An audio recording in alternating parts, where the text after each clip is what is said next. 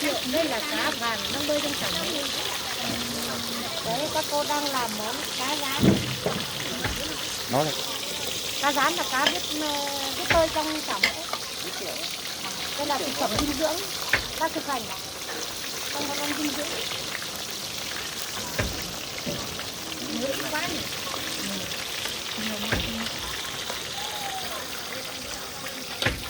Hết rồi, còn cho một chai làm nữa. Một chai mà.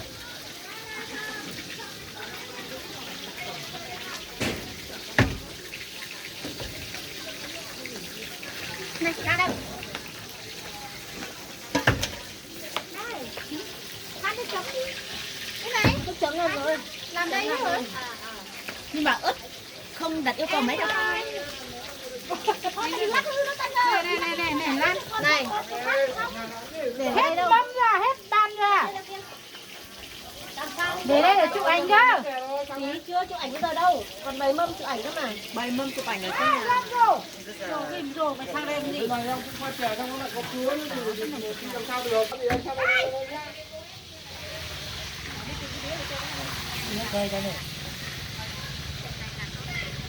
Mày lấy thái gì đấy, mày đóng gì đấy? Cái gì nó dài à?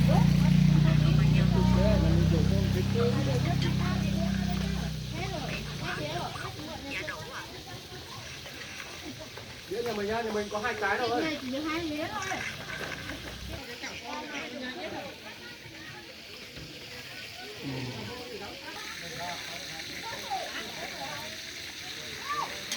To dài đi cơ. Đấy bảo to dài nhưng con biết to dài đấy đâu. To dài đấy còn đâu. Chứ để cái đĩa này thì con cá thì to hơn cả cái đĩa nhiều. Đồ đĩa nào nữa ở đây cá đồ cái nào cái kia đâu có gì đâu. Đây cái kia. Đấy, chỉ có 2 đĩa thôi, còn đi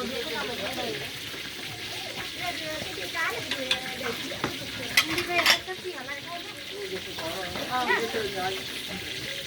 cái này tí nữa có mâm đặt lên mâm. Đặt thì cái rau sống bên dưới nó cầm nó vào. Thế là xong. Thì là rau sống đỗ lan nhỉ? Đây là rau sống ấy này. Tí đặt con cá trước. Đặt rau sống rải ở dưới xong là đặt con cá lên.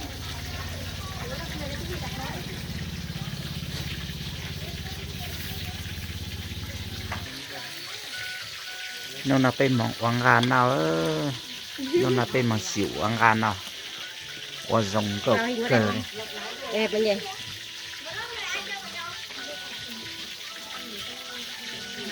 Anh sắp cái tiếng này. Phải. Ba nổ chết rồi.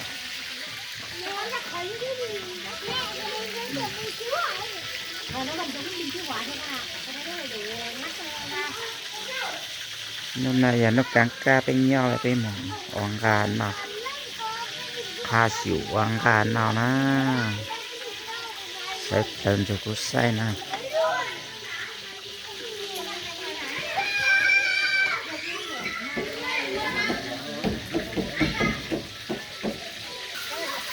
đang sụn một cho na.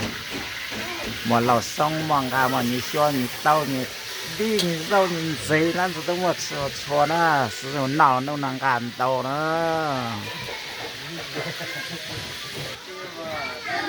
Anh để na tỉnh xuống đàn tàu ha na. Một tàu bằng ha na. Đậu sữa na. Anh na tỉnh một tàu kia ha.